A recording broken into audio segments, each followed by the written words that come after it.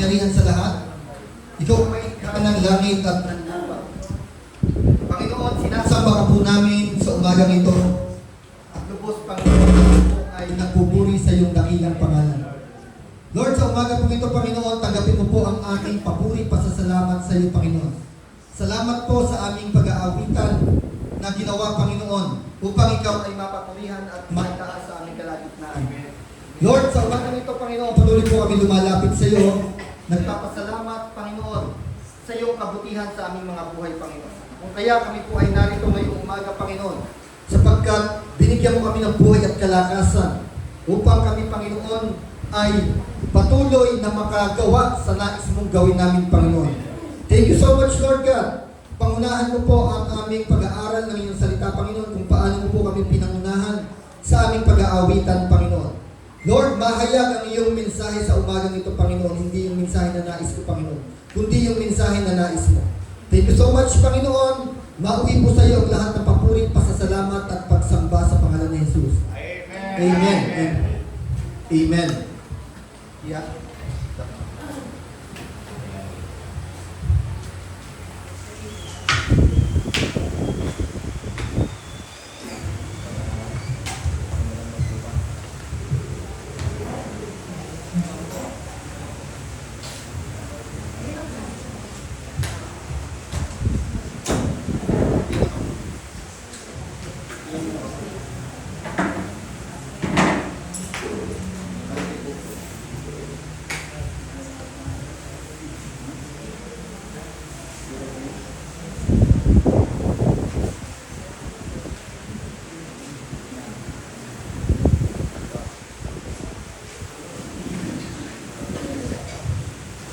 Amen. So, welcome po sa ating Sunday worship celebration.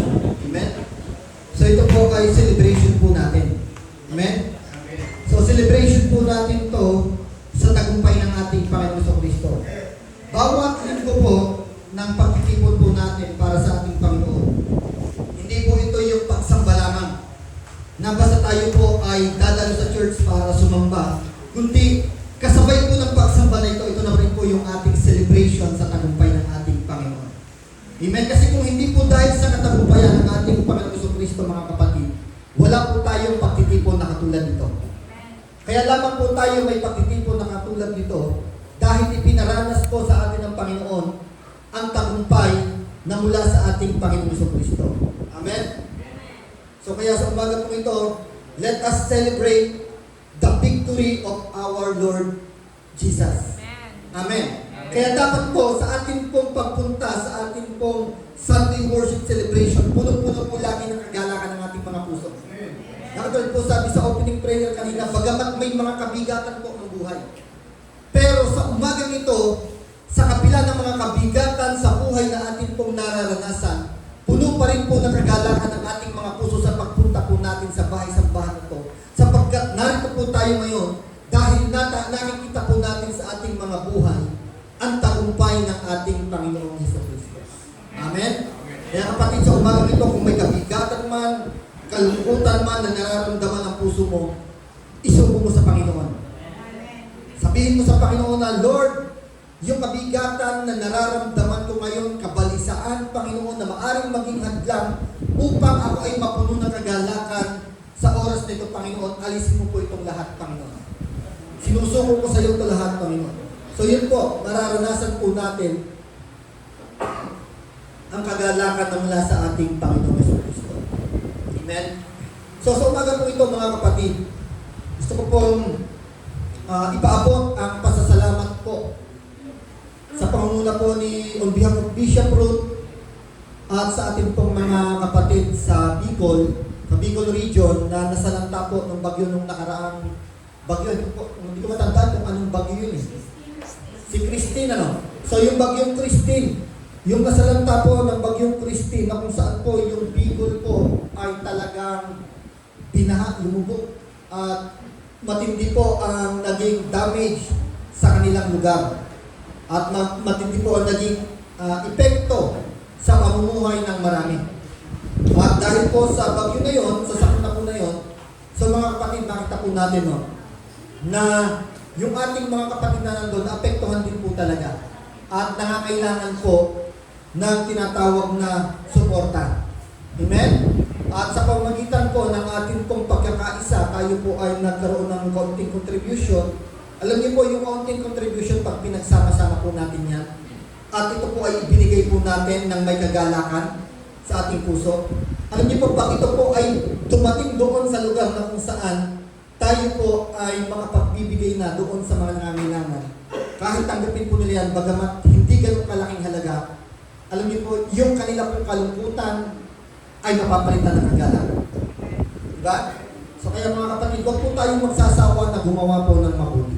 Amen? So, salamat po dahil nakalikom din po tayo ng nasa saktong 3,000 po yata ay nalikom natin at dinagdagan po ng church ng 500. Kaya nakapagpadala din po tayo ng 3,500. Amen? So, diba? So, alam niyo po, malaking tulong na po yun at ipinapaabot po ni Bishop Ruth ang kanilang pasasalamat at nagdeklara din po siya ng pagpapala sa ating mga buhay. Amen? So, bago po ako magpatuloy, gusto ko po muna hintayin yung mga kabataan na nagkakape. May kape din nga ako dito. Gusto ko muna rin sana magkape. Pwede rin kaya muna ako magkape? So, pwede muna kaya ako magkape din. Hallelujah. So, ang pagkakape dapat po, before Sunday School, kung gusto po natin magkape, agahan po natin. Para before Sunday School, nagkakape na po tayo. Kasi ako may kape din po, pero alanganin na talaga dahil hindi na po oras ng pagkakape ngayon, oras na po ng ating pakikinig ng salita ng Diyos. So gusto ko na po ngayon, yung hayaan yung kape ko dyan, 2 minutes na lang. Diba? So, respect po tayo pagdating sa Word of God. Diba? So, ito po ay konting reminders. Paalala lamang po, na pag tayo po ay darako na po sa ating praise and worship, mga kapatid, nagsisimula na po tayo sumamba, even sa ating pong Sunday School. Alam niyo po, sa Sunday School pa lamang po, yan po ipasimula na po ng gawain ng Panginoon. Diba? Hindi po natin pwede sabihin na skip ko ang Sunday School kasi ang mahalaga, praise and worship and Word of God. No, hindi po. Bawat bahagi po ng ating Sunday worship celebration, yan po ay mahalaga para sa atin. Diba po? Kasi bahagi po yan ng ating pagtitipon, mga kapatid. Kaya bigyan po natin ito ng pahalaga, respeto. Diba? So dyan po tayo gusto turuan ng ating Panginoon. Magkaroon po tayo ng tinatawag na discipline kapag tayo po ay dumarako na po sa ating pong Sunday worship celebration. Diba?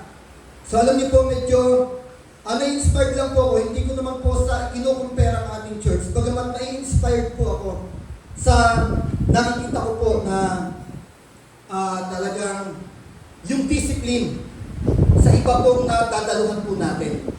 So hindi ko po kinukumpare ang ating church dahil ang bawat church po ay may kanya-kanya pong masasabi po nating pag-uugali or attitude the way kung paano po tayo sumamba sa Panginoon. Amen? So alam niyo po, na-inspired lang po ako last Sunday po, na-invite po kami Pastor Perry, kasama ko po siya doon po sa birthday celebration ng isa po namin kasamang pastor sa Pilar, yung Lighthouse Church. So akala po namin, lang yung celebration na kainan, tapos lang yung fellowship lang. Kaya kami ni Pastor Perry, pumunta kami, naka-sandals lang ako, tapos naka-t-shirt, naka-jacket lang ako. Pastor Perry, naka-stepin lang eh. Kasi akala namin, celebration lang na kainan lang eh. Pagdating namin, may worship pala sila, may worship service pala sila. Nagkandak pala sila ng gawain. At nagulat kami, pagpasok namin doon, puro naka-formal attire. Opo, bata, matanda, naka-formal attire, even yung mga kababaihan po. Wala kami makita naka-polo shirt man lang. Puro naka-polo, naka-necktie. Sabi ko, ano ba pastor? Kala ko ako yung pupuntahan natin, kainan lang. Saan pala, nakapag-bihis man lang tayo ng maayos-ayos. Hallelujah. Sayang yung mga long sleeve na pastor. Hindi na suot. Apat kami, ang naka-formal attire lang si Pastor Paul, yung isang kasama namin pastor, kasi galing siya sa service nila, kaya naka-formal attire siya. Pastor Perry, ako sa si Pastor Arman, naka-chinelas, naka-t-shirt, tapos naka-jacket lang. Tapos, ang matindi pa po nito mga kapatid, no? Pagdating po namin doon, dahil nalaman po ng mga usher nila na kami po ay mga bisitang pastor, yung kasama po namin doon, May lamesa po sa mismong harapan. Halos harap na po ng pulpito. Ganyan kalapit na po sa pulpito nila. Doon po ngayon kami pinaupo. Paikot po kami doon. Sabi ko, hallelujah. Pero purihin po ang Diyos, no? Alam niyo po, napakaganda rin po pala na nai-involve po tayo. Nakakadalo din po tayo sa mga conference, sa mga seminar, at sa mga pagtitipon din po ng ibang churches na katulad po nun. Hindi ko po sinabing mag-church tayo sa iba, hindi kundi kapag na-invite po tayo tulad sa mga ganong celebration, mga birthday celebration na ganon, at hindi naman matatapat sa ating gawain. So may matututunan din po tayo. Diba? Kaya nga sabi ng Bible, pulutin natin kung ano ang mabuti. Diba? Kung mabuti naman at makakaganda, makakaayos po sa ating simbahan, so i-adapt po natin. Diba? So, kaya na-inspired niya po ako, sabi ko ba, dapat pala nito. Kahit midweek service, hindi na pwede yung polo shirt sa aming mga pastor. Dapat lagi nang naka-polo. Diba? Kasi na-inspired po. Kumbaga, hindi ko po sinasabi na kasi tayo po, wala naman po sa atin yan na hindi po tayo mahigpit sa atin pong mga pananamit. Pagdating po sa ating pagsamba sa Panginoon. Amen? Hindi po tayo mahigpit dyan dahil, kumbaga, sinasaalang-alang din po natin. Minsan may mga kapatid po tayo hindi makapagsuot talaga ng formal. So alam niyo po, pero kung meron na po tayo kakayahan at talaga pong makikita po natin na tayo po pare-pareho ng ganoong kagandang bihis para sa ating Panginoon. Ang ganda pong tignan. Ang tawag po doon, discipline. Diba? So hindi ko po sinasabing i-apply natin to, pero tayo po mismo sa puso natin, kapag nakita po natin na talagang sasamba po tayo sa Panginoon, tayo po mismo ang magpupusa na gawin natin ang the best natin para kay Lord. Wag po tayo masasanay dun sa sinasabi po natin na alam naman ni Lord yung nasa puso ko. Yeah? So, katulad po ng sinabi po sa ating pong Sunday School kanina, tama po. Alam ni Lord ang laman ng puso natin. Now, kung ang tunay na laman po ng puso natin is to give high reverence to our living God and to give respect, mga kapatid. Talagang haharap po tayo sa Kanya na ang ating pong puso, unang malinis ang ating puso at sa Kanya nakatuon. Yun po number one. Pero dahil po, sabi nga kanina, kung ano ang laman ng ating puso na pagsamba sa Diyos, paggalang sa Diyos, pagrespeto sa Diyos, haharap po tayo ng karespeto, kagalang-galang sa ating Panginoon. Yan po ang tunay na sinasabing, alam naman ni Lord ang laman ng puso ko. Di ba? So, purihin po natin ang Panginoon sa ating po Sunday School. Ipinakita po sa atin dito na talagang, kung ano po ang laman ng puso natin, yun po talaga ang bubukal sa ating mga gawa. Amen? So kaya, hayaan po natin mga kapatid, na sa umagang ito, sa ating pag-aaral, pangunahan po tayo ng banal na espiritu. Dahil kung wala po ang pangunguna pagsama ng ating banal na espiritu, mga kapatid, useless po ang pag-aaral na to. Amen? So kaya pangunahan po tayo. Hindi po yung preparation ko ang magbibigay ng tagumpay sa ating pag-aaral, kundi yung pagsama at empowerment ng banal na espiritu, una pagsama sa akin para may pangarap ito. Pangalawa, yung pagsama sa inyo upang lubos niyo pong maunawaan ang mensahe na nais po ng Diyos na ibigay sa atin. Amen? So palakpakan po muna natin si Lord. Hallelujah. Hallelujah. Masaya po ba tayo? Introduction pa lang po yun. Amen? So hindi po, maganda po talaga mga kapatid na tayo po sa ating pagharap sa Panginoon, tayo po ay meron talagang tinatawag na discipline. Isa po yan sa kailangan po natin. Di ba? So hindi po natin pwede sabihin na tayo naman yung nasa tunay na Diyos. Di ba? Kung tayo nasa tunay na Diyos, wala po tayo magpapadali sa mga wala doon sa totoong Diyos. Halimbawa, yung iba po na talagang like INC, nakakapag-church po sila talaga na makikita po natin yung pananamit po nila. Hindi po natin sila makikita na nag-church na kung ano lang ang maisot na.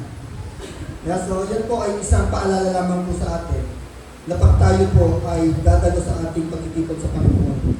So, magkaroon po tayo ng talagang puso na may mataas na paggalang sa ating Panginoon. So ano pa po ba sinasabi? Na nasa puso ko naman ng Panginoon, basta ako, sasamba naman kasi ako eh.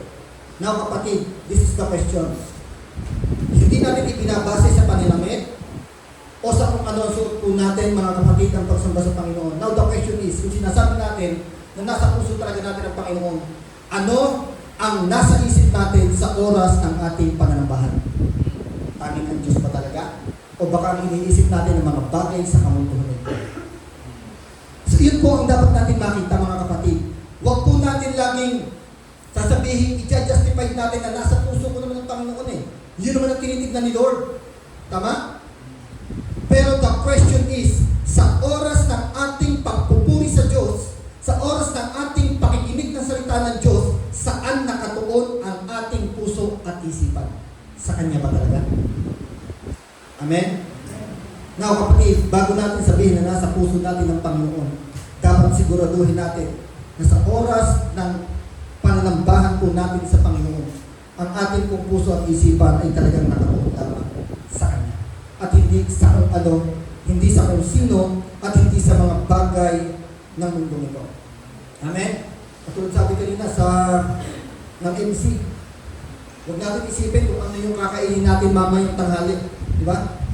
So dapat doon muna tayo sa ating kakaining spiritual. Sa ating spiritual. Now, ito po ang message sa atin ni Lord. Gusto ko po dito simulan ng salita ng Diyos. Sabi po sa Romans chapter 12, verse 1 to 2, I appeal to you, therefore, brothers, by the mercies of God, present your bodies as a living sacrifice, holy and acceptable to God, which is your spiritual worship. Do not be conformed, sabi sa verse 2, do not be conformed to this world, but be transformed by the renewal of your mind, that by testing you may discern what is the will of God, what is good and acceptable and perfect. Pinagpala po ng Diyos ang kanyang buhay at makapangyarihang salita. Amen. So dito po mga kapatid, makikita po natin to. Yung sulat na ito ni Apostol Pablo, maraming beses na po natin siguro nabasa, narinig, na naipangaral ang mga talata na ito, mga kapatid. Pero dapat po, I want to remind you mga kapatid, na dito po sa kasimula ng chapter 12 ng Romans, ito po ay para na po sa application ng mga Kristiyano. For application na po to. Dahil pag binasa po natin ang Romans o Book of Romans from chapter 1 to chapter 11, nagtuturo po dyan si Apostol Pablo ng mga doctrinal. Talagang mga malalalim po na aral. Like justification, yung sa sin, yung sa love of God, itinuturo po dyan ni Apostol Pablo. Yung sa forgiveness, yung we are now no condemnation because of our Lord Jesus. Nandiyan po yan mga kapatid, na ibigay po ni Apostol Pablo from chapter 1 to chapter 11.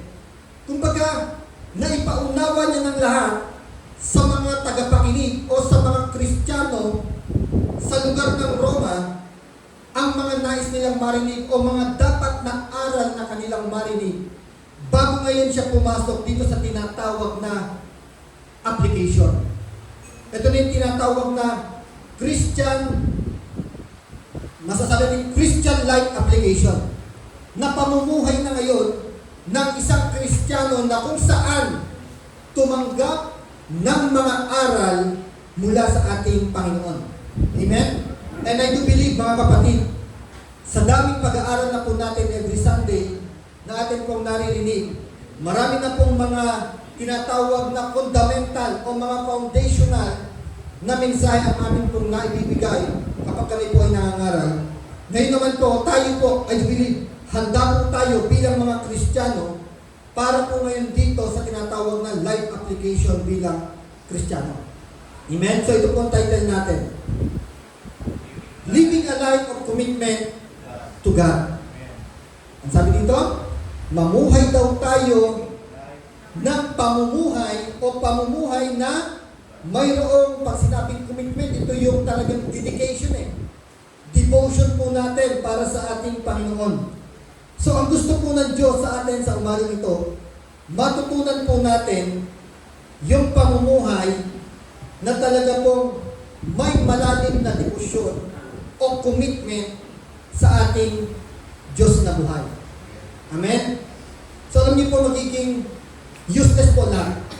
Kumbaga parang ito yung sinasabi ng maraming tao na magiging hypocrites po tayo o paimbabaw na Kristiyano po tayo mga kapatid.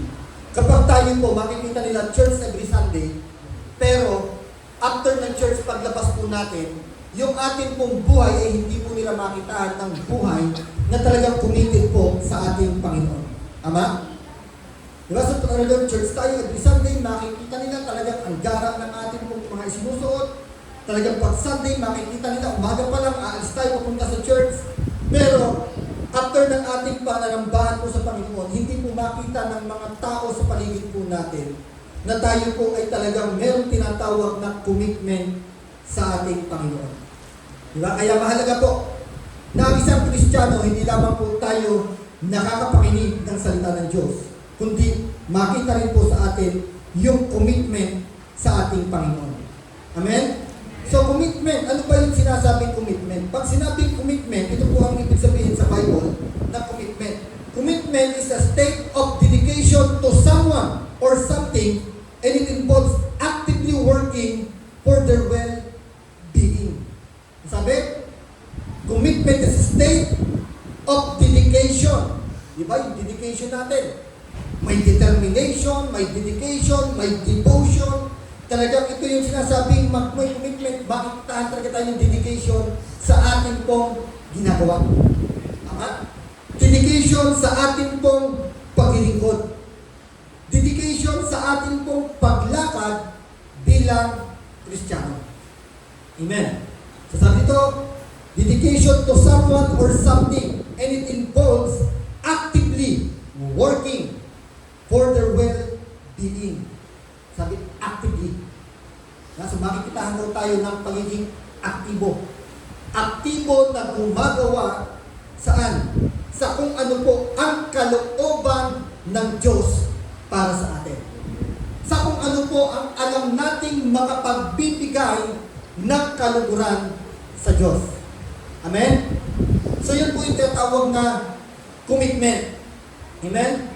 So commitment to God, mga kapatid, dapat makita po natin. Yung commitment po natin sa Panginoon, dapat ito po ay priority sa lahat ng commitment. Kasi marami po tayong commitment, mga kapatid. Yan po ang dapat nating matutunan. Hindi lang po commitment sa Diyos ang meron tayo. Marami po tayong commitment. Di ba? May commitment tayo sa ating pamilya, sa trabaho, o kung saan mang bagay dito sa mundo. Pero dapat po nating maunawaan na sa lahat ng commitment, yung commitment dapat sa Diyos ang laging priority po natin. Amen? Yan tuwa nga ako yung isang kapatid natin, hindi ko napapangalanan. Sabi niya, pag hindi mo ibinigay sa akin yung Sunday na day off, magre-resign ako. 2 days pa lang pumapasok yun. Diba? Hindi ako nito Amen? So sabi ko to, ayos ka ako to So bilang encouragement, ito lang ang salitang binitawan. Kung ano ang bitawan mo para sa Panginoon, kapatid. Kaya niya palit niya yung masigit pa. Kasi binitawan mo yan para sa Kanya. Tama? So alam niyo po ako, hindi ko po sinasabi sa mga member na huwag ka nang magtrabaho. Huwag ka nang magtrabaho. Hindi ko sinasabi sa member yan. Kundi pinapangaral po namin na i-priority po natin ng Diyos. Kasi po, ang Diyos naman nagsabi na ng Bible, seek first the kingdom of God and His righteousness, and all these things shall be added unto you. Kumbaga siya ang nangako na kapag inuna po natin siya, ang sabi doon, and all these things, lahat ng mga pangangailangan shall be added unto you. Hindi po ako nagsalita.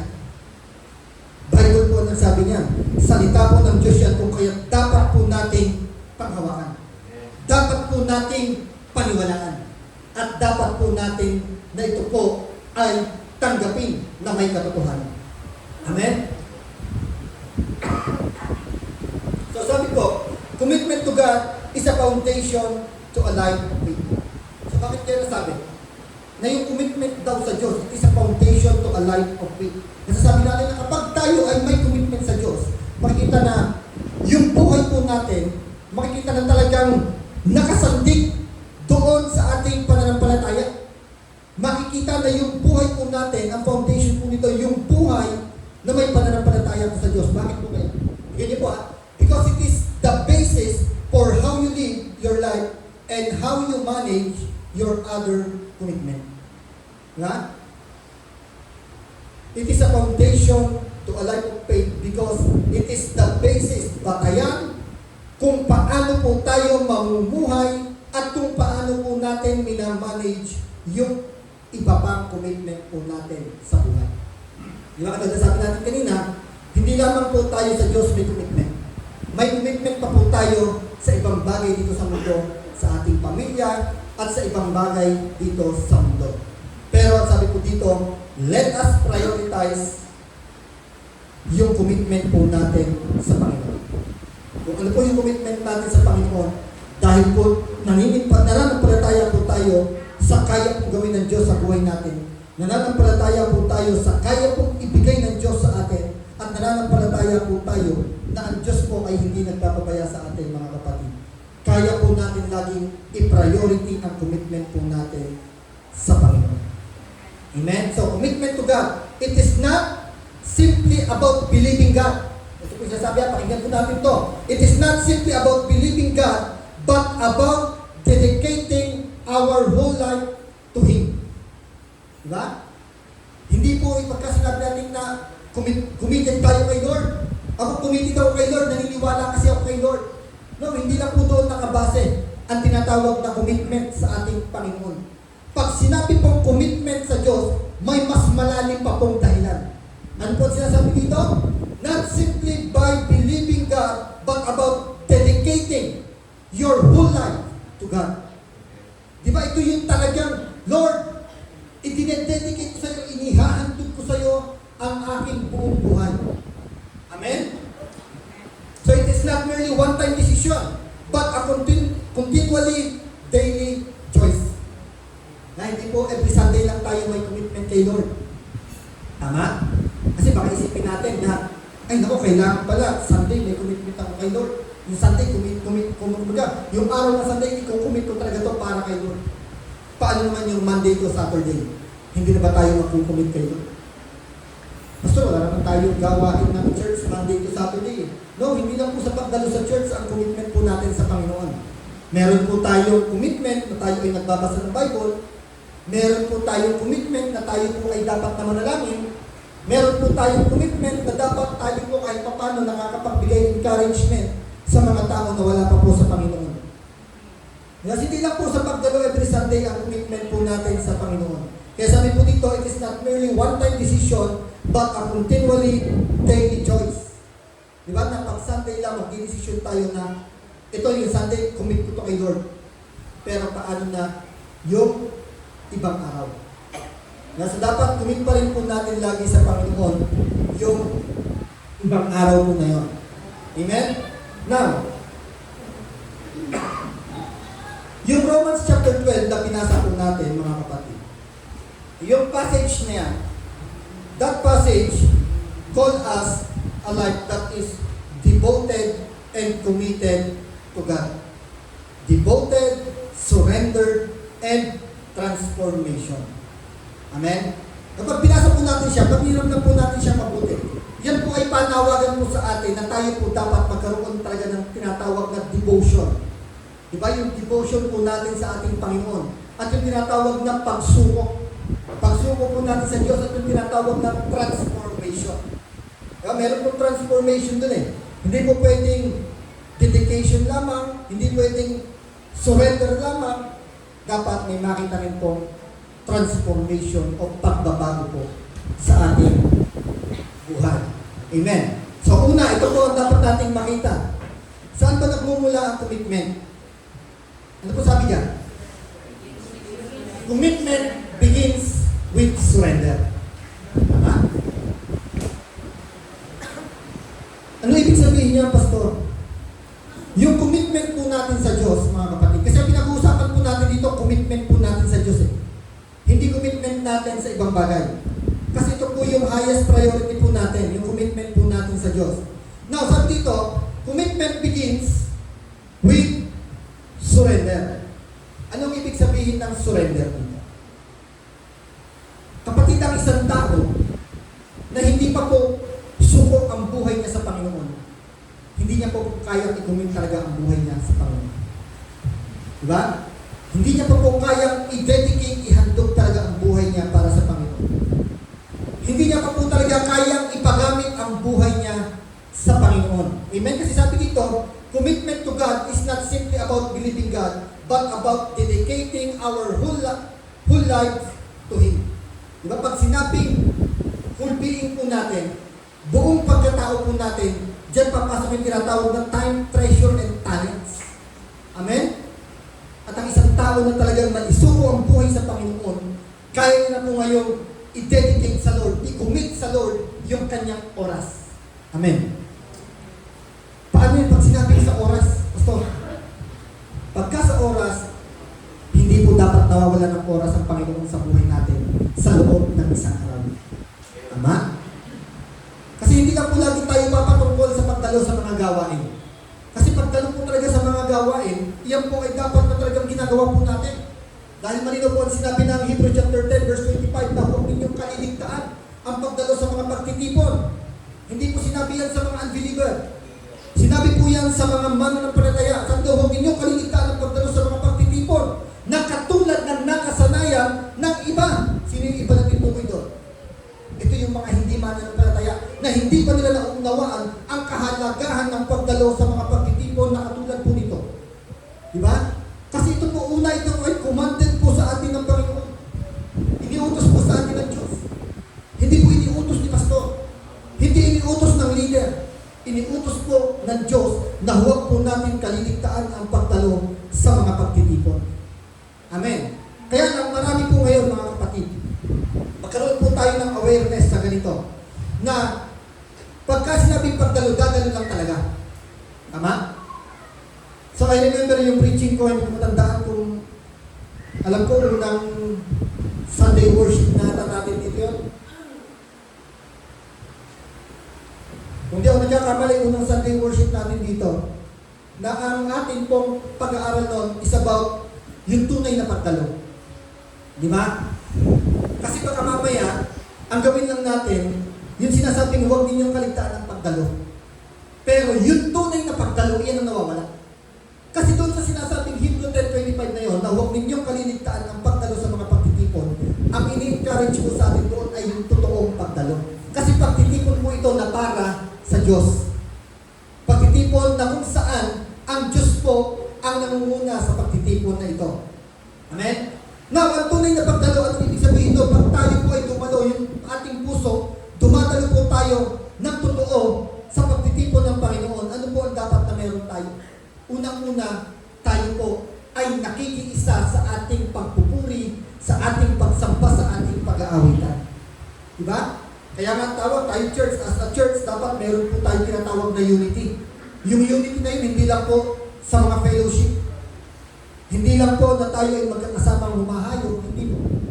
Yung unity po na yun, even po sa ating pananambahan, sa ating praise and worship, tayo po ay nagkakaisa ng puso na sumasamba, nagbibigay ng papuri sa Diyos.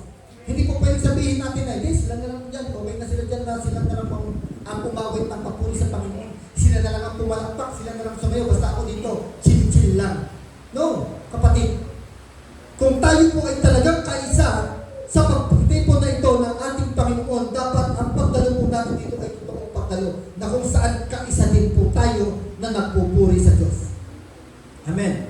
So pangalawa, na pagdalo sa pagtitipon, kung tunay ang ating pagdalo, tayo po ay talagang nakikinig ng salita ng Diyos. Kasi ito po ay bahagi po ng ating pong activity sa loob ng pagtitipon na ito. Tama? Hindi po pwedeng sabihin na hindi, okay na sila dyan. Sila na lang makinig, nakapag-praise and worship na ako, napagod ako sa pagsayo sa kapagpalakpak. So hayaan ko na iba makinig. Amen? So alam niyo po, tayo po, pag tunay ang pagdalo po natin sa ating pagtitipon, talagang excited tayo sa mensahe ng Diyos. Talagang interesado po tayo sa nais na ituro po sa atin ng Panginoon. So at ang pangatlo po doon, sa puntos ko na yun, kung di ako nagkakamali, nagbibigay ng tapat sa Panginoon. Una, binibigay talaga natin yung oras natin na ito ay para sa Panginoon. Hindi para sa kung anong bagay. Hindi para sa mga iniisip natin sa labas ng iglesia ito o sa labas ng church na ito. Kundi yung oras ko na ito, ibibigay ko talaga na may katapatan sa Panginoon. Yung talento ko, ibibigay ko ng katapatan sa Panginoon. Yung treasure ko, ibibigay ko ng may katapatan sa Panginoon. Yan po ang tunay na pagdalo sa pagtitipon. Diba kasi pagdalo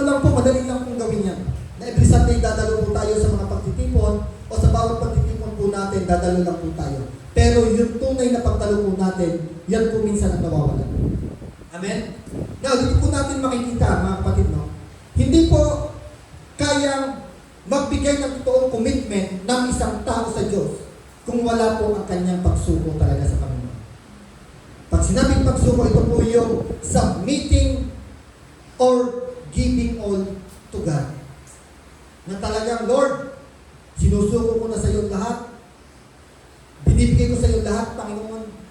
Pangunahan mo ko, Panginoon. Bahala ka na sa kung anong gagawin ko, Panginoon. Basta ako maglilingkod sa iyo. Diba? So pag wala po ang totoong pagsuko sa Panginoon, mahirap po talagang mag-commit sa ating Panginoon. Kasi kung hindi po natin kayang isurrender ang buhay natin sa Diyos, paano pa po natin isurrender ang lahat para sa Kanya? Yung ating oras, paano natin isusurrender sa Diyos? Yung ating talents, paano natin isusurrender sa Diyos? Yung ating treasures, paano po natin isusurrender sa Diyos? Kung yung buhay mismo natin, hindi po natin kaya i-commit o isurrender sa Panginoon. Kaya tama po sinabi dito, commitment begins with surrender. Magkakaroon lamang tayo ng tunay na commitment sa Diyos once na sinurrender mo na ang buhay mo sa Panginoon. Mahirap, di ba? Mahirap po yun. Mahirap na i-surrender ang buhay natin sa Panginoon. Because complete surrender includes your dreams. Minsan, sa pag-surrender mo talaga sa Panginoon, kaya tawag na complete surrender mo kay Lord, kasama dyan na isusurrender mo yung mga pangarap mo. Ang hirap nun, mga kapatid. Yan po ang katotohanan. Kung talagang titignan po natin mabuti, iisipin po natin mabuti, napakahirap na isurrender natin ang pangarap natin alang-alang sa pagsunod sa Diyos. Diba? Yung goals, yung oras, yung desire. Diba? Yung desire po natin. Kasama po yan kapag sinabi pong complete surrender kay Lord. Kasi buong buhay na po natin ang isusurrender natin kay Lord, kaya kasama na po yun. At yan po ang totohanan. Talagang mahirap po mag-surrender ng buhay sa ating Panginoon. Bakit po? Bakit mahirap? Pag hindi po tayo tunay na nagtitiwala sa Diyos. Amen? Kasi pag may pagdududa po tayo sa pangako ng Diyos, mga kapatid, hindi po talaga natin kayang isurrender ang lahat para sa Kanya. Kasi nagdududa po tayo na siya ay mabuti. Nagdududa po tayo na kaya niya papalitan ang lahat ng bibitawan natin para sa Kanya. Di ba? So kaya mga kapatid, pag tayo po nag-surrender ng ating buhay sa Panginoon, kinakailangan po nito talaga yung tunay na pananampalataya sa Kanya. At yung pagtitiwala sa Kanyang mga pangako. So yan po tinatawag na complete surrender sa ating Panginoon. So true commitment starts when we put God's will above our own will. So yun po true commitment.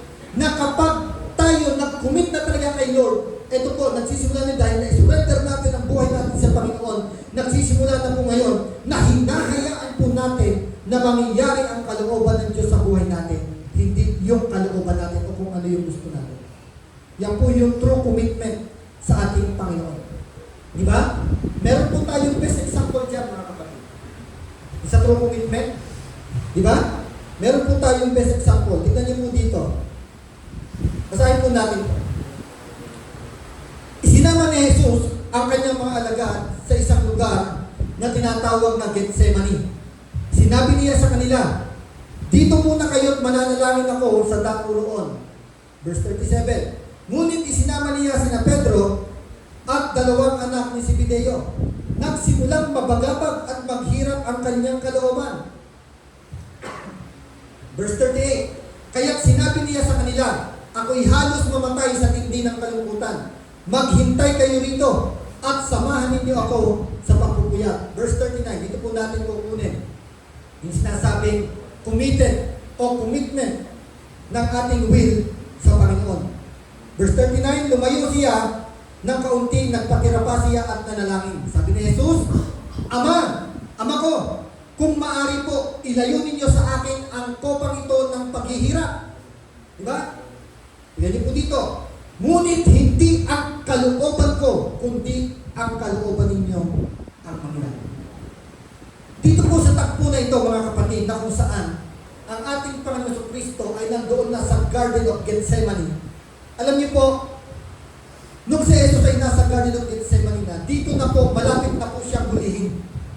Di ba? Alam na po ng Panginoong Jesucristo ang nalalapit na paghuli sa Kanya at ang nalalapit na pagbibigay ng parusa pagpapahirap sa Kanya. Kaya sabi niya dito, tingnan niyo mga kapatid, no?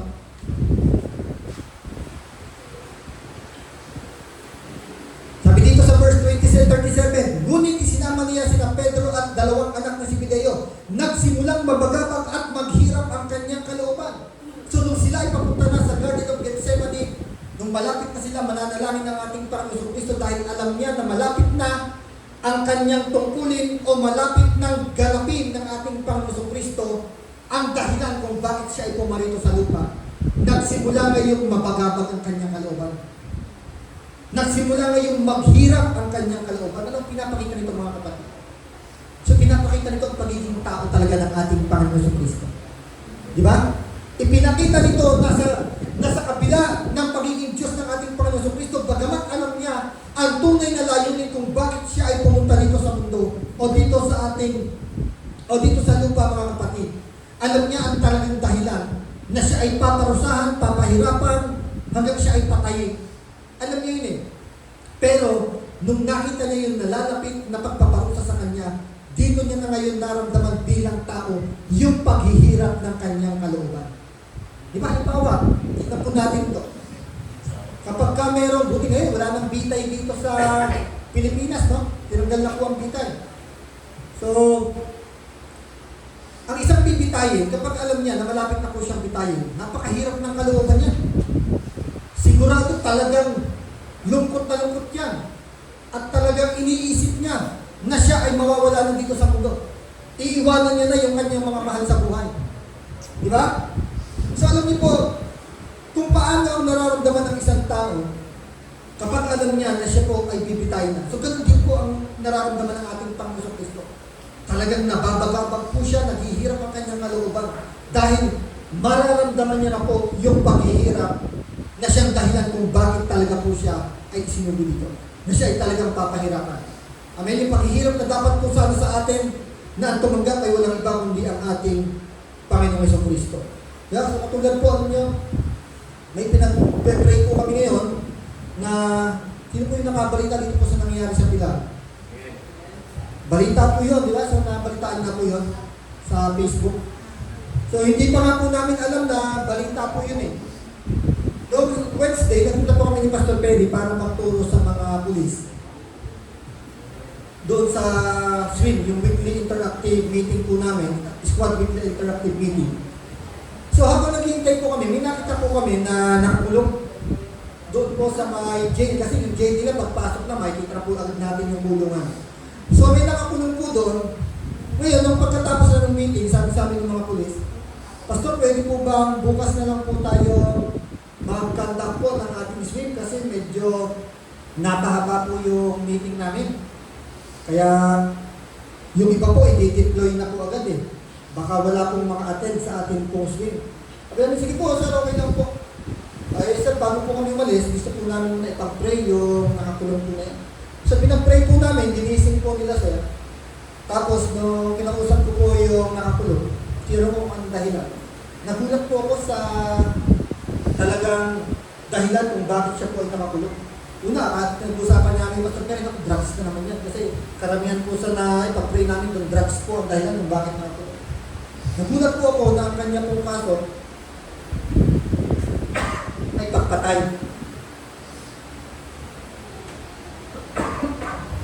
At ang matindi po dito, nung kinausap ko po siya, sabi ko po sa kanya, nung tinanong ko siya, anong ginawa mo? Bakit sinaksak mo? Tapos tinanong ko, bakit namatay kung saksak lang? 36 na saksak po pala ang ginawa niya. Grabe po, no? So 36 na saksak po ang ginawa niya. Tapos pinag-pray ko siya. Alam niyo po, pagka may nakikita po tayo gano'n mga tao, tayo po bilang Kristiyano, sa marami po, sa kanila po huhusgahan na po ang nila yung tao. Ay, mamamatay tao yan. Dapat yan, bitayin, dapat yan, patayin, dapat parusahan ng yan. Kasi alam niyo po, nung balik po namin doon ng Thursday, dahil naawa po kami ni Pastor Perry, nakita po namin ang pagkain po, isang skyflakes lang. Nakakaawa po, kaya ginawa po namin ni Pastor Perry, punta po kami sa 7-Eleven, ipinili po namin siya ng mga pagkain niya, gatas, tinapay, saka mga makakain na po doon. habang nag-uusap po kami doon sa cashier, nag-uusapan po namin ng Pastor Kelly, nakikinig po yung cashier. Nakikinig po pala siya sa amin, kaya sabi namin, sir, nabalitaan mo ba yung nangyari yung doon sa Panginoon? Nabalitaan daw, sabi namin yan, kasi yung pagkain niya, dadalhin namin doon sa kanya, nakakulit, nakawala. Sabi, matitibay ka. Sabi niya, dapat yun, bitayin. Sabi ganun eh. Sabi ko, hindi ganun. Hindi iyan ang gusto ng Diyos. Hindi tayo ang dapat mahusga doon. Kung may husga man dyan, walang iba kundi ang Diyos, naglo ng ating Panginoon Kristo, di ba? Nung kay Mary, di ba, yung kay Magdalena, ang sabi ng mga tao doon, patayin, batuhin hanggang sa mamatay. Pero yung kaisa-isa na dapat talaga ay huhusga sa kanya at magpaparusa, siya pa mismo ang hindi huhusga doon kay Mary Magdalena. So, ganun din po tayo. Pag nakakita po tayo ng mga ganyan, imbis na husgahan po natin, mga kapatid, tignan po natin ang magandang plano po ng Diyos sa kanyang buhay. Alam niyo po, nakita kong plano ni Lord sa buhay niya, bagamat natin siya sa pangit na sitwasyon ng buhay niya, mga kapatid. Pero inabot po siya ng mabuting balita. Diba, pinadala po kami ng Panginoon para sa swim, doon sa tinatawag na activity po namin para sa mga pulis. Pero ang tunay na layunin po ng Diyos, meron palang isang tao doon na nangangailangan na marinig ang mabuting balita tungkol sa ating Panginoon sa Kristo. Amen? So, lagi po natin ipag-pray na yung tayo po ay gamitin ng Panginoon sa mga ganun na. Kasi sa Biblia naman po siya. Diba sabi ng Panginoon sa Kristo, ako ay nakulong at ako ay inyong dinalaw. So mahalaga po yan mga kapatid. Now, dito po tayo ng mga kapatid. Bilang tayo po, sang dito, naghirap po ang kalooban ng ating Panginoon sa Kristo. Ngayon, dito po natin makikita, balik po tayo dito sa last verse na ating pong pagkukuhanan ng ating pong insight. Sabi dito, sabi ng Panginoon sa Kristo, Ama ko, kung maaari po, ilayo ninyo sa akin ang kopang ito ng paghihirap. So alam niya kasi, na talagang mahirap ang daranasin niya. Na talaga siya ay papahirapan, nakakampitin, sasaktan, hanggang siya ipago at mamatay. Ngayon sabi ng Panginoon sa Kristo, Ama ko, kung maaari po, ilayo ninyo sa akin ang kopang ito ng paghihirap. Pero ito magandang sinabi niya. Dahil si Jesus, complete surrender siya sa ating Diyos. Ang sabi dito, ngunit hindi ang kalooban ko, kundi ang kalooban ninyo ang mangyari. Diba? Yung kalooban ng Panginoon sa Kristo ng oras na yun, dahil na nabibigatan siya, nababagabag siya, nahihirapan siya, ang kalooban niya, mawala sa kanya ang saro ng paghihirap na yun. Diba? Yun ang kalooban niya eh. Pero, ang sabi dito, ngunit hindi yung kalooban ko na to, kundi yung kalooban mo ang magalang. Bakit po? Kasi alam ni Jesus na yung kalooban ito ng Diyos, ito yung may magandang ibubunga sa lahat. Tama? So dapat ganun din po tayo sa buhay natin. Minsan meron po tayong sariling kalooban, sariling pinaplano sa buhay, pero dapat lagi pa rin natin sabihin na, Lord, hindi yung kalooban ko. Sabi, kalooban talaga tayo, gusto natin yun ang mangyari. Diba? Pero hindi dapat yung kalooban ko. Sabi niya, dapat ito, Lord, hindi yung kalooban ko, kundi yung kalooban ninyo ang mangyari. Bakit? Kasi pag kalooban ng Diyos ang nangyari sa buhay natin, kapatid, sinisigurado ko sa iyo, walang kapahamakan. Wala kang pagsisisihan dahil kalooban ng Diyos yun. Ano man ang mangyari, wala kang pagsisisihan dahil kalooban ng Diyos yan. Kaya ang sabi ng Bible, di ba, commit to the Lord whatever you do, and your plans will succeed. Di ba? Meron nga tayong mga kapatid, alam niyo, nag-commit sila kay Lord. Pray sila. Na Lord, ito yung gusto namin eh. Yung Montero. Yung isa naman ang gusto, cancel na eh. Pero Lord, magpupunutan kami. Pero bago namin gawin yung punutan na ito, mag-pray kami sa iyo, Lord. Diba? So, pagkakat may punutan na ginawa, nag-pray kay Lord eh. Ngayon, Lord, kung ano yung mangyari dito, kung ano yung ibibigay mo, ito yung kalooban mo. Kasi nag-commit sila kay Lord, nag-pray muna kay Lord. Ngayon, nakuha nila hindi yung gusto nila parehas. Yung isa gusto cancel, yung isa gusto Montero. Lumabas expander. Hallelujah. Pero ipinag-pray nila kay Lord eh. Ngayon, tinanggap nila ng maluwag yun kasi ito yung tinilabas ni Lord. Pinag-pray natin kay Lord yan. Di ba? Tanggapin natin kasi ito yung binigay ni Lord. Alam niyo po mga kapatid, kapag tayo po ay nag-commit talaga kay Lord, dapat po mga kapatid, no? So pag tinatawag pong commitment po natin kay Lord at pagtitiwala po natin kay Lord, yun po yung tinatawag na pag-commit po natin. Whatever the outcome, kung ano man po yung kalabasan nito, dapat kapatid, tanggapin po natin ito ng may kagalakan at pasasalamat sa Diyos. Kasi pinagkatiwala po natin kay Lord. Diba, hindi po tayo nagdesisyon para sa sarili natin. Kaya anuman po yung maging outcome nito, madalas po yung mga outcome yung nangyayari, o yung kadalasan po na nangyayari po, hindi naman talaga natin gusto. Diba? Kasi may sarili nga po tayong gusto eh. Pero, once na ikinumit po talaga natin ang oras po natin sa Panginoon, mga kapatid, anuman po yung outcome nito, anuman po yung kalabasan nito, mga kapatid, dahil nagtiwala tayo sa Panginoon, magiging mapagpasalamat pa rin po tayo sa Diyos. Diba? At pagkakatiwalaan po natin yan. Dahil alam natin na yan ang kalooban ni Lord, mabuti yan para sa atin. So ganun po, katulad ng ating Panginoon Kristo, alam niya na kalooban ng Diyos na siya ay talagang mahirapan, ipako sa krus at mamatay. Dahil yun ang kalooban ng Diyos at alam niya, maganda ang mangyayari. Amen? Naluwalhati po ang ating Panginoon Kristo after niya pong mamatay. Di ba? Nagkaroon po siya, naluwalhati po ang ating Panginoon Kristo. Tama? So yun po yung talagang surrender. Ang pinaka-best example po natin, o perfect example po natin, dito sa tinatawag na pag-surrender ay walang iba kundi ang ating Panginoon Kristo. Ano ba yung isinurrender niya? Unang-una, isinurrender niya yung pagiging kapantay niya ng Diyos. Yung pagiging Diyos niya. Isinurrender niya po yan. Bumabasa dito sa mundo, pinitawan niya po ang pagiging Diyos niya para po ganapin ang kalooban ng Diyos. Kaya po na-commit niya talaga kay Lord yung kanya pong buhay, yung kanyang layunin po dito. So yun po, number one, commitment to God. A commitment begins with surrender. Kaya kapatid, kung gusto mo na talaga na magkaroon ka ng commitment kay Lord, isurrender mo muna ang buhay mo sa Panginoon. Amen? Kapatid, huwag kang matakot na isuko ang buhay mo sa Panginoon. Di ba? Dahil yung pagsuko na yan ang may tunay na tagumpay. Kapag naman nasabi natin, ano po, ilang beses na po napanggit ko. Ang pagsuko lamang sa Diyos ang may totoong tagumpay. Pero yung pagsuko mo sa laban ng buhay, pag sumuko ka, naku, bigo ka doon. Pero kapag sumuko ka sa Diyos, isinuko mo ang buhay mo sa Diyos, isinuko mo ang lahat sa Diyos, yan ang tunay na tagumpay. Bakit? Kasi isinuko mo ang buhay mo doon sa nagtagumpay na dito sa mundo. Walang iba kundi ang ating Panginoon Jesucristo. Pangalawa, ito po. Commitment means transformation. Amen. Paano natin sasabihin yan? Ano ba yung transformation? Ito yung renewal. Nabago ang ating buhay. Di ba? So dahil po sa ating commitment kay Lord, mga kapatid, o tayo po dahil po nabago po ang ating buhay, nabago po ang ating perspective, nabago ang ating mga desire. So nagawa po natin ngayong mag-commit sa ating Panginoon. Ano bang ibig sabihin ng transformation? Transformation means a change of heart. Nabago po ang ating puso. Di ba? At kapag nabago po ang puso ng isang tao, diyan siya ngayon magkakaroon ng totoong commitment kay Lord. Kasi pag nabago po ang puso natin, mababago ang ating desire. From worldly to godly. Tama? Hindi po kasi pwedeng hindi mabago ang puso natin. Kasi kung hindi po mababago ang puso natin, mga kapatid, mananatili po tayo doon sa godly as sa worldly desire po natin. Na kung saan, wala po talaga yung pagkukumit sa ating Panginoon. Kaya kung gusto po natin magkaroon tayo ng tunay na pagsuko o commitment sa ating Panginoon, kailangan po mabago muna ng Diyos ang puso natin. Kasi pag nabago ng Diyos ang puso natin, kasabay na nito, mababago ang ating desire, mababago ang ating pananaw from worldly desire to godly desire. Amen?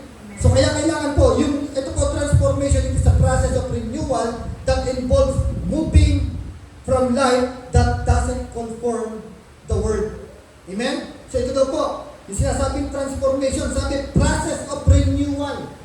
Hindi siya isang iglap lang, tapos na. Naproseso ko dito. Napoproseso, araw-araw dapat mangyayari po sa atin. Na araw-araw tayong binabago ng ating Panginoon. Di ba may kanta nun eh? Binabago mo ako araw-araw. So dapat araw-araw talaga binabago po tayo ng Panginoon. Laging binabago po ng Diyos. Unang-una yung desire po natin.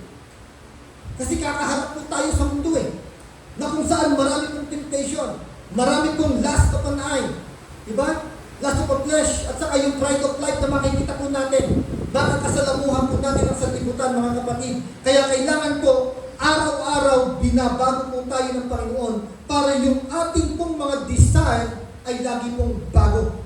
Na laging hindi na po mga worldly desire.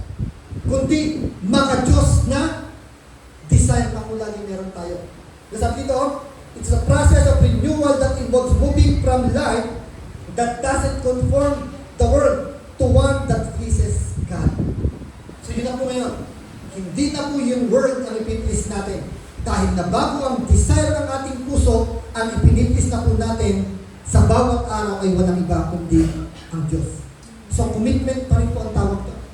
Na i-commit po natin ang ating buhay natin na makapagbibigay lagi ng kaluguran sa Diyos. Amen? Kaya sabi ni Paul doon sa verse 2, tingnan niyo po.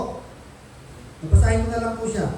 Sabi dito sa verse 2, huwag kayong makiayon sa takbo ng mundong ito, sa halip. Hayaan ninyong baguhin ng Diyos ang inyong pag-iisip upang maunawaan ninyo ang kanyang kalooban, sa gayon magagawa ninyo ang mga mabuti, kalugod at ganap na kalooban ng Diyos. Diba? Bakit daw? Bago po natin magawa ang mga bagay na nakalulugod sa Diyos, bago po natin magawa ang mga bagay na mabuti para sa Diyos at mabuti para sa ating mga kapatid, kailangan muna hayaan daw po natin na baguhin ng Diyos ang ating mga puso at pag-iisip. Diba? Ito po yung tinatawag na born again. Na born again na hindi po tayo ang babago sa ating sarili. Kailangan ang Diyos po ang babago sa ating mga puso at pag-iisip. Diba? Kaya na born again na, hindi ang tawag na born again, nabago na. Nabago na yung desire, nabago na yung laman ng puso, nabago na yung kanyang pananaw. Ganyan po yung tao na na-born again. So kaya naikukumit niya po ang kanyang sarili sa Panginoon. Now, commitment to God requires we separate ourselves from worldly influence that leads us away from Him. So pagka tayo, sinasabing commitment natin kay Lord, sabi dito, pinipili po nating ihiwalay ang ating sarili sa worldly influence. Dito sa mga bagay sa mundo na maaari pong maka-influensya sa atin. Diba? Kasi yung mga bagay po sa mundo na yon, maaari po siyang maging dahilan para tayo ay mapalayo sa Panginoon. Tama? So maaari po, marami na po tayo nakitang ganyan, marami pong napalayo sa Panginoon dahil po ang kanilang buhay po ay naapektuhan o na-influensyahan ng mga bagay dito sa mundo. Kaya dapat ang maka-influensya po sa atin ay walang iba kundi ang salita ng Diyos. Dahil pag ang salita po ng Diyos ang naka-influensya sa ating buhay, mga kapatid, hindi po tayo mawawala sa kanyang kalooban. Amen? So instead, sabi dito sa halip, we seek to renew our mind through prayer, scripture, and fellowship with other believers. Piliin daw po natin ito. Sa halip, mas dapat daw po piliin po natin na baguhin ng Diyos ang ating puso at pag-iisip sa pamamagitan ng ating pananalangin, sa pamamagitan ng scripture ng kanyang salita, at sa pamamagitan ng ating fellowship with other believers. Diba? Kaya dapat tayo po, mga kapatid, lagi po nating pinipili ang taong makakasama natin. Pag alam po natin na pwede po tayo dalhin ito sa kapahamakan, kapatid, iwasan po natin. Hindi po masamang iwasan ng isang tao kung dadalhin po tayo nito sa kapahamakan at paglayo sa Diyos. Amen? Pero kung tayo naman po ang makakahikayat sa kanya, makaka-influensya sa tao na to para siya ay mapalapit sa Panginoon, bakit natin iiwasan? Kung willing naman siya na ma-influensyahan ng ating buhay na binago ng Diyos. Diba? So mahalaga po yan, mga kapatid. So yung transformation po na ito, ongoing, katulad po na sinasabi natin kanina, ito po ay araw-araw na ginagawa po sa atin ng Diyos. Ongoing transformation. So paano po ito? Commitment, demonstrate love for God and others. So kapag may commitment daw po tayo sa Diyos, maipapakita nito ngayon yung ating pag-ibig sa Diyos at sa kapwa. Hindi po natin pwedeng sabihin na tayo may commitment kay Lord pero hindi po natin maipakita. Kasi pag sinabing demonstrate, talagang kailangan makita ng marami. Diba? Hindi po pwedeng tayo po ay sikretong nagmamahal lang sa Panginoon. Na ako mahal ko ang Lord pero sikreto lang, ayoko ipakita sa mga tao. No, hindi po dapat ganun. Kailangan pag sinabi po natin na mahal po natin ang Diyos ng ating buong puso, buong kaluluwa, buong lakas at pag-iisip, kailangan maipakita po natin ito sa mga tao sa paligid natin. Kasi sabi dito, commitment, demonstrate love for God and for others. Amen? Kaya sabi po dito, tignan nyo. Sumagot si Jesus, ibigin mo ang Panginoon mong Diyos ng buong puso mo,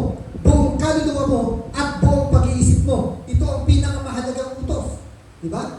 Wala nang anumang utos pa ang magiging mas mahalaga pa dito, kundi ibigin mo ang Panginoon mong Diyos. Pag sinabing buong puso, buong kaluluwa, buong pag-iisip, ibig sabihin, buong pagkatao mo. Hindi half-heartedly. Hindi sinabing ibigin mo ang Diyos 90% ng buhay mo. No. 100% ng buhay natin dapat ibigin natin ng Diyos. Kahit 1% dapat hindi mo natin. Hindi pwedeng 99% lang, Lord, kasi yung 1% para naman sa asawa ko. No. Yung 1% Lord para sa pamilya ko. Diba? Dapat 100%. Amen? Ibig sabihin, Pastor, sa Diyos na lang natin ibibigay ang lahat ng pagmamahal natin. Hindi po. Dahil ito ang kasunod. Ito naman ang pangalawa. Ibigin mo ang Panginoon, ibigin mo ang iyong kapwa gaya ng pag-ibig mo sa iyong sarili. Sa dalawang utos na ito, nakasalalay ang buong kautusan ni Moises at ang katuruan ng mga propeta. Nung sinabi ng Diyos na ibigin natin siya ng buong puso, buong pagkatao po natin, hindi niya po sinabi na huwag na po natin ibigin ang ating kapwa. Sino ba yung kapwa natin? Asawa mo, anak mo, kapatid mo, magulang mo, kaibigan mo, lahat ng taong nakapaligid sa iyo, yan yung tinatawag ng kapwa. Sabi ng Diyos, ibigin mo rin. Diba? So kaya mahalaga po mga kapatid, kapag tayo po, yung commitment po natin kay Lord is show how we love God wholeheartedly and serve others selflessly. Basta na ipapakita po yan kung paano po natin iniibig ang Diyos ng buong puso at kung paano po tayo nakakapaglingkod sa ating kapwa. Sabi ito, selflessly. Diba? When we commit to love God, we naturally extend that love to those who are around us. Ito siya sabi natin kanina. Kaya ang sabi dito, 100% ibigin po natin ang Diyos. Kasi pag talagang inulit po natin ang pag-ibig po natin sa Diyos, sabi dito, we naturally, ibig sabihin, kusang loob po natin na ibibigin ang kapwa natin. Ang taong umiibig ng totohanan sa Diyos, mga kapatid, hindi na po kailangan pang ipagpilitan sa atin na mahalin po natin ang kapwa natin. Ang sabi po dito, we naturally extend that love to those who are around us. Naturally, kusa na po natin iibigin ang mga tao sa paligid natin. Amen. So para po sa panghuli, ito na po, tapos na po tayo. Commitment requires faithfulness in all seasons. Diba? So ito po, pag sinabing commitment, sabi ito, requires faithfulness in all seasons. Hindi lamang sa panahon na tayo ay sagana. Hindi lamang sa panahon na tayo ay nahihirapan. Sabi dito, in good times, in bad times, continue dapat ang commitment natin sa Panginoon. Alam niyo pa may mga Kristiyano na sa panahon na sila po ay sagana, todo devoted sila sa Panginoon. Talagang matindi yung devotion po nila sa Panginoon dahil nararanasan po nila yung kasaganahan ng buhay. Pero pag dumating ang pagkakataon na sila po ay sinubok na ng pagkakataon na dumating sa mabibigat na pagsubok ng buhay, bigla naman po silang mawawala sa Panginoon. Mawawala ang commitment po nila sa Panginoon. Meron naman kabaliktaran. Meron naman kapag sobrang bigat ng sitwasyon na pinagdaraanan, kapag napakarami ng problema ng pagsubok sa buhay, doon naman sila ngayon lumalapit at nagkukumit sa Panginoon. Kasi hirap na hirap sila, Lord, tulungan niyo po, Panginoon. Lord, tulungan niyo po kami, Panginoon. Pero pag dumating naman ang kasaganahan, mapupulag naman sila ngayon ng kasaganahan at ilalayo ngayon sila sa Panginoon. Di ba kaya sabi po dito, commitment requires faithfulness in all seasons. Pag sinabing all seasons, anuman ang kalalagayan mo sa buhay, dapat yung commitment mo kay Lord, hindi mawawala yan. Hindi magbabago yan. Amen? So ganyan po dapat ang commitment po natin. Sa season of blessing, let us remain humble and grateful to God. Di ba dun sa panahon na sagana tayo, manatili po tayong mapagpakumbaba at mapagpasalamat sa Diyos. Sa panahon naman na tayo po ay nandun sa mabibigat na problema, sa panahon na tayo po ay nasa trials, stay steadfast naman po. Manatili naman po tayong matibay at matatag. At huwag mawawala ang commitment po natin sa ating Panginoon. Amen? So yung faithful commitment po mga kapatid, alam niyo po madalas tinetest ng Panginoon yan. Sinusubukan po yan. Diba? Minsan, sinusubukan po ng Diyos yung commitment natin.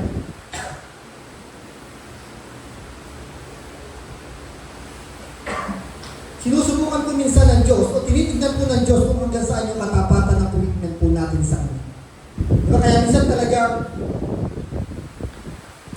paparanasin niya tayo doon sa bagay na talagang napakasagana natin. Titigan ni Lord kung talagang sa kabila ng kasaganahan nito, yung commitment niya kaya hindi pa rin mawawala. Andun pa rin pala yung, andun pa rin kaya yung init niya sa atin. Sa panahon naman na tayo isagana, tetes naman tayo Lord, napaparanasin niya tayo na tayo ay makakaranas ng mga pagsubok ng buhay. Pag ito kaya, sa sobrang kasaganahan ng buhay niya, yung commitment niya kaya kapag siya ay nahirapan naman, andun pa rin kaya yung commitment niya para sa akin, yung katapatan niya sa akin. So di ba pinapahinugutan ko minsan ng Diyos na maranasan po natin upang matest kung hanggang saan yung katapatan po natin sa Kanya. Bagaman alam po ng Diyos ang laman ng puso natin, pero ini-expose lamang po ng Diyos, mga kapatid, itong dapat po natin makita. Ini-expose po ng Diyos yung faithful commitment po natin sa Kanya based on our situation. Tama? Base po sa ating kalalagayan, doon po ngayon ini-expose ng Diyos how we are committed to Him. Diba? So sa pamamagitan po nun, mga kapatid, doon po. Kaya minsan yung mga pagsubok po ng buhay niya, mas makakapagpalalim po yan sa relasyon po natin sa Panginoon. Amen? So ito po, para sa application. Tapos na po tayo.